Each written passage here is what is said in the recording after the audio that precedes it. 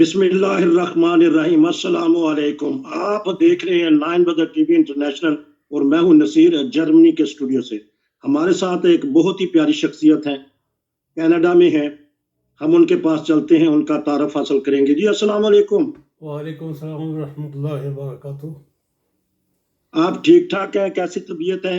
ہاں جی، الحمدللہ ٹھیک ٹھاک ہوں۔ اچھا، موسم کیسا ہے کینیڈا کا آج کل؟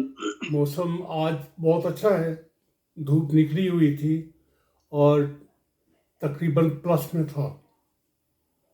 ٹھیک ہے، ابھی برف باری شدید نہیں ہوئی؟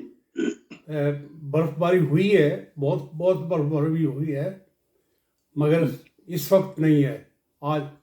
آج تیسرا دن ہے کہ برف باری رکی ہوئی ہے۔ اچھا، تو کورونا کی وجہ سے زیادہ وقت گھر میں گزرتا ہے کہ چلے جاتے ہیں باہر خریداری کے لیے، مسجد چلے جاتے ہیں، نماز سینٹر جہاں بھی؟ میں جمعے پہ جاتا ہوں مسجد میں، جمعہ وہاں پہ پڑھتا ہوں۔ تو میرا دوسرا بیٹا ہے یہاں سے کوئی 22 کلومیٹر دور، تو میں وہاں پہ ہوتا ہوں۔ اچھا، اب بتائیے، اپنا تعارف کروا دیجیے گا، پھر انشاءاللہ آپ سے بات چیت ہوتی رہے گا۔ جی تو نام میرا احمد علی قمر ہے، اور میرا پیچھے تعلق ہے وریام ڈسٹرکٹ گجرات، پہلے گجرات تھا، اب منڈی بہودین ہے ڈسٹرکٹ، تو وہاں کا میں رہنے والا ہوں۔ اس کے بعد میں نے 64 میں پہلی زندگی جو میری ہے وہ مدرسوں میں گزری ہے، اور وہ کیا اس کا نام ہے، پہلے میں بھیکو پڑھتا رہا ہوں، اس کے بعد پھر میں حجن پڑھتا رہا ہوں، پھر کوٹ مومن پڑھتا رہا ہوں۔ میرے بھائی تھے، سب سے بڑے بھائی تھے، وہ حافظ، ان کا نام ہے حافظ غلام محمد تاج، وہ معلم اصلاح ارشاد تھے، تو اب وہ فوت ہو چکے ہیں۔ تو انہوں نے کافی زندگی جو ہے وہ دین کی خدمت کی ہے۔ پہلے وہ پڑھتے رہے، قرآن پاک حفظ کیا ہے جسٹس پیر کرم شاہ صاحب کے پاس بھیرے میں۔ اس کے بعد پھر وہ ان کو پیر کرم شاہ نے مسجد دی وہیں پہ، تو وہاں پہ انہوں نے امامت کرنی شروع کر دی۔ اس کے بعد پھر کوٹ مومن آئے، کوٹ مومن مسجد میں خطیب لگ گئے۔ تو پھر 63 میں انہوں نے ایک اکثیر صاحب ہے، اعظم اکثیر صاحب، ان کے والد تھے ماسٹر اشرف صاحب، ان کے ذریعے انہوں نے بیعت کر لی۔ تو بہرحال انہوں نے مسجد میں صبح کی نماز پڑھا کے تو اعلان کیا کہ میں جماعت احمدیہ کو صحیح تسلیم کرتا ہوں، اب اگر میرے پیچھے نماز پڑھنی ہے آپ نے تو پڑھیں، اگر نہیں پڑھنی تو تمہاری مرضی۔ تو انہوں نے جو مسئلہ ہونا تھا وہی ہوا، انہوں نے نکال دیا وہاں سے۔ پھر وہاں گاؤں آ گئے وریام، تو گاؤں آئے تو وہاں پہ ہمارے ادھر سے پیر صاحب بھی آ گئے، اور انہوں نے فتویٰ لگا دیا ان کے اوپر۔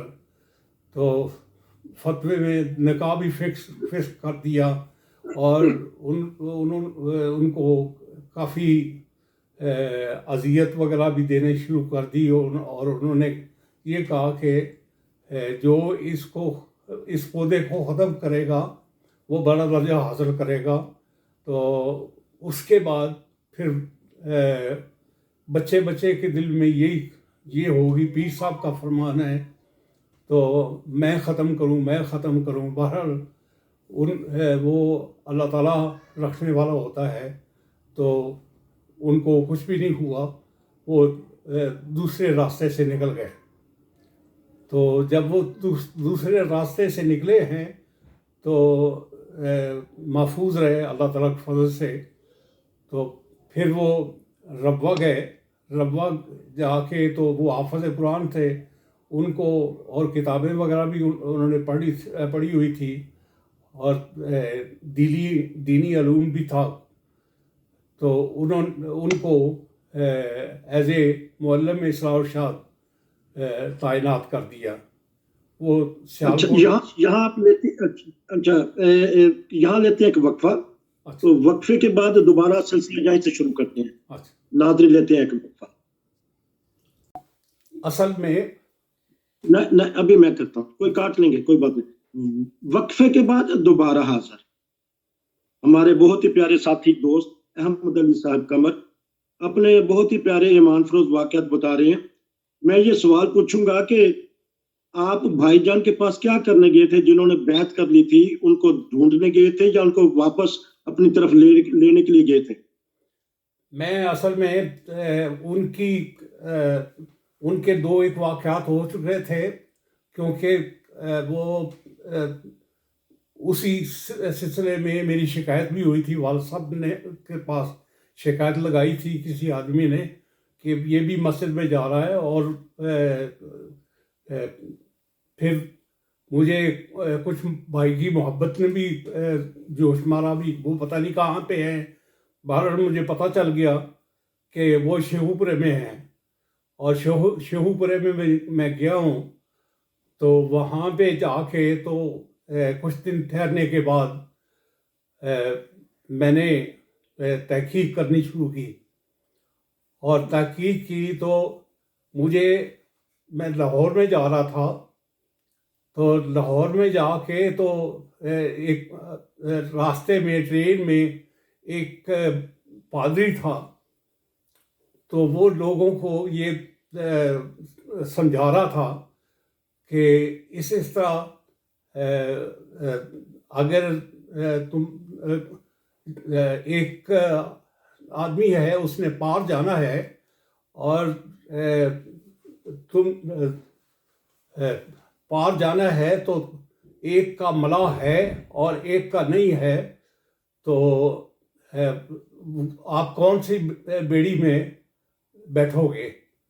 تو بہرحال وہ کچھ آدمی سادے مودے تھے، تو انہوں نے کہا کہ ہم اسی میں بیٹھیں گے جس کا ملاح ہے، اور حقیقت بھی یہی ہے کہ جس کا ملاح ہوتا ہے اسی میں بیٹھتا ہے آدمی. تو وہ پھر اس طرح کے وہ سوال جواب کر رہا تھا. وہ ایک پمفلٹ ہے حقائق قرآن قابل توجہ اہل اسلام، اس میں 14 دلیلیں دی ہیں اس نے آن صلی اللہ علیہ وسلم سے افضل ہونے کی. تو بہرحال یہ میں سن کے تو وہ اچھا فیل نہیں کیا، تو میں ذرا گرم ہو گیا. تو انہوں نے کہا بھی آپ کس کو کتنی کتابیں ہیں اعلامی؟ میں نے کہا 4 کتابیں اعلامی ہیں. اور جب اس کو میں نے کہا کہ 4 کتابیں اعلامی ہیں، تو اس نے کہا الہامی کتاب ہونے کی کیا دلیل ہے؟ تو مجھے کوئی صحیح سمجھ نہیں آئی. تو اس نے کہا بھئی الہامی کتاب جو ہوتی ہے اس کا مطلب یہ ہوتا ہے کہ جس میں کوئی شک و شبہ نہ پایا جاتا ہو. تو بہرحال وہ میں نے کہا کہ ہاں. تو کہنے لگا اس قرآن میں تو شک پایا جاتا ہے. میں نے کہا کیسے؟ کہنے لگا بھی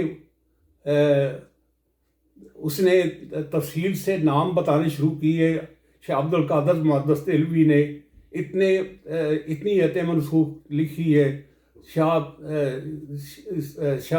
رفیع الدین محدث دہلوی نے اتنے، اور علامہ جلال الدین سیوطی نے 500 آیت منسوخ لکھی ہے قرآن پاک میں، تو جس میں قرآن آیتیں اتنی منسوخ ہوں تو وہ کیسے الہامی کتاب ہو سکتی ہے؟ تو بہرحال میں جوش میں آ گیا اور اس کو کچھ برا بلا کہنے لگا.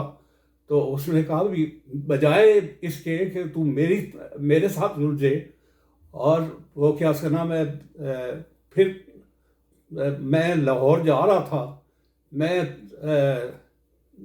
مولانا احمد علی صاحب خدام الدین، ان کا رسالہ نکلتا ہے شیرہ والے گیٹ سے، ان کے پاس گیا. تو ان کو میں نے واقعہ بتایا تو انہوں نے کہا نہیں، تو آپ کو کوئی غلط آدمی مل گیا ہے. یہ کرسچن جو ہوتے ہیں وہ ہوتے ہی اس طرح کے سوال کرتے ہیں. پھر میں مولانا اجمل صاحب کے پاس گیا ہوں، تو اجمل صاحب انہوں نے مجھے پھر اس طرح کر کے میں 2-3 علماء کے پاس گیا ہوں، بہرحال مجھے صحیح جواب کوئی بھی نہیں ملا. پھر اس کے بعد ایک احمدی کے پاس گیا ہوں، مجھے پتہ نہیں تھا کہ یہ احمدی ہے، تو اس نے بتایا کہ قرآن پاک میں سے تو کوئی آیت منسوخ نہیں ہے. تو یہ اپنے نالج کی بات ہوتی ہے، جتنی کسی کو نالج ہوتی ہے، جتنی کسی کو سمجھ ہوتی ہے، وہ اتنی بات کرتا ہے. تو وہ اس حساب میں وہ مجھے اس نے بتایا کہ قرآن پاک میں کوئی بھی آیت منسوخ نہیں ہے. تو پھر میں مطمئن ہوا اور میں نے بیعت کا خط لکھ دیا. جب اس طرح ٹھیک کرتے، بہت اچھا ماشاء اللہ واقعہ سنایا. یہاں قرآن ختم کرتے ہیں کہ بیعت تک آ گیا کہ ایک واقعہ نے آپ کو بیعت کی طرف پھیر دیا. ناظرین، یہ تھے ہمارے بہت ہی پیارے کینیڈا سے اپنے زندگی بیعت کا بتا رہے ہیں. ابھی بہت سارے واقعات ہیں کہ انہوں نے 1964 میں بیعت کی، رب آگے آج کل کینیڈا میں ہیں. تو ماشاءاللہ اس وقت کتنی عمر ہو چکی ہے آخر میں بتا دیں عمر؟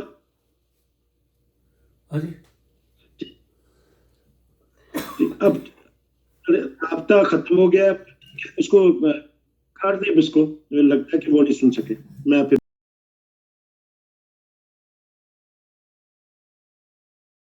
وقفے کے بعد دوبارہ حاضر ہمارے بہت ہی پیارے ساتھی دوست احمد علی صاحب قمر اپنے بہت ہی پیارے ایمان فروز واقعات بتا رہے ہیں. میں یہ سوال پوچھوں گا کہ آپ بھائی جان کے پاس کیا کرنے گئے تھے؟ جنہوں نے بیعت کر لی تھی ان کو ڈھونڈنے گئے تھے یا ان کو واپس اپنی طرف لینے کے لیے گئے تھے؟ میں اصل میں ان کے 2 ایک واقعات ہو چکے تھے، کیونکہ وہ اسی سلسلے میں میری شکایت بھی ہوئی تھی. والد صاحب نے کے پاس شکایت لگائی تھی کسی آدمی نے کہ یہ بھی مسجد میں جا رہا ہے، اور پھر مجھے کچھ بھائی کی محبت نے بھی جوش مارا بھی، وہ پتہ نہیں کہاں پہ ہیں. بہرحال مجھے پتہ چل گیا کہ وہ شیخو پورے میں ہیں، اور شیخو پورے میں میں گیا ہوں. تو وہاں پہ جا کے تو کچھ دن ٹھہرنے کے بعد میں نے تحقیق کرنی شروع کی، اور تحقیق کی تو میں لاہور میں جا رہا تھا. تو لاہور میں جا کے تو ایک راستے میں ٹرین میں ایک پادری تھا، تو وہ لوگوں کو یہ سمجھا رہا تھا کہ اس طرح اگر تم ایک آدمی ہے، اس نے پار جانا ہے، اور تم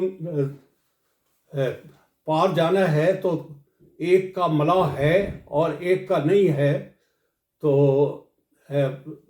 آپ کون سی بیڑی میں بیٹھو گے؟ تو بہرحال وہ کچھ آدمی سادے مودے تھے تو انہوں نے کہا کہ ہم اسی میں بیٹھیں گے جس کا ملح ہے، اور حقیقت بھی یہی ہے کہ جس کا ملح ہوتا ہے اسی میں بیٹھتا ہے آدمی.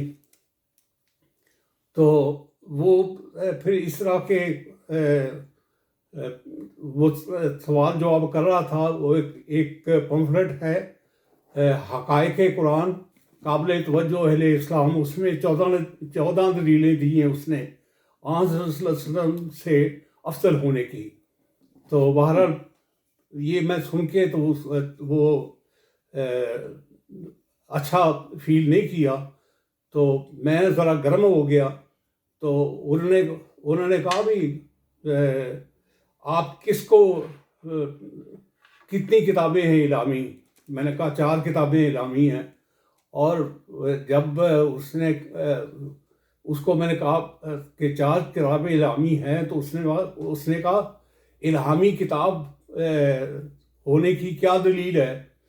تو مجھے کوئی صحیح سمجھ نہیں آئی. تو اس نے کہا کہ الہامی کتاب جو ہوتی ہے اس کا مطلب یہ ہوتا ہے کہ جس میں کوئی شک و شبہ نہ پایا جاتا ہو. تو بہرحال وہ میں نے کہا کہ ہاں. تو کہنے لگا اس قرآن میں تو شک پایا جاتا ہے. میں نے کہا کیسے؟ کہنے لگا بھی اس نے تفصیل سے نام بتانے شروع کیے. شاہ عبد القادر محدث دہلوی نے اتنی ایتیں منسوخ لکھی ہے. شاہ رفیع الدین محدث دہلوی نے اتنے، اور علامہ جلال الدین سیوطی نے 500 آیت منسوخ لکھی ہے قرآن پاک میں. تو جس میں قرآن آیتیں اتنی منسوخ ہوں تو وہ کیسے الہامی کتاب ہو سکتی ہے؟ تو بہرحال میں جوش میں آ گیا اور اس کو کچھ برا بلا کہنے لگا. تو اس نے کہا بھی بجائے اس کے کہ تو میرے ساتھ الجھے، اور وہ کیا اس کا نام ہے، پھر میں لاہور جا رہا تھا. میں مولانا احمد علی صاحب خدام الدین، ان کا رسالہ نکلتا ہے شیرہ والے گیٹ سے، ان کے پاس گیا. تو ان کو میں نے واقعہ بتایا تو انہوں نے کہا نہیں، تو آپ کو کوئی غلط آدمی مل گیا ہے. یہ کرسچن جو ہوتے ہیں وہ ہوتے ہی اس طرح کے سوال کرتے ہیں. پھر میں مولانا اجمل صاحب کے پاس گیا ہوں. تو اجمل صاحب انہوں نے مجھے پھر اس طرح کر کے میں 2-3 علماء کے پاس گیا ہوں، بہرحال مجھے صحیح جواب کوئی بھی نہیں ملا. پھر اس کے بعد ایک احمدی کے پاس گیا ہوں. مجھے پتہ نہیں تھا کہ یہ احمدی ہے. تو اس نے بتایا کہ قرآن پاک میں سے تو کوئی آیت منسوخ نہیں ہے. تو یہ اپنے نالج کی بات ہوتی ہے. جتنی کسی کو نالج ہوتی ہے، جتنی کسی کو سمجھ ہوتی ہے، وہ اتنی بات کرتا ہے. تو وہ اس حساب میں وہ مجھے اس نے بتایا کہ قرآن پاک میں کوئی بھی آیت منسوخ نہیں ہے. تو پھر میں مطمئن ہوا اور میں نے بیعت کا خط لکھ دیا. جب اس طرح ٹھیک کرتے، بہت اچھا ماشاءاللہ واقعہ سنایا. یہاں قرآن ختم کرتے ہیں کہ بیعت تک آ گیا کہ یہ تھا آج کا پروگرام. جڑے رہیے 9 بجے کے ساتھ. پھر دوبارہ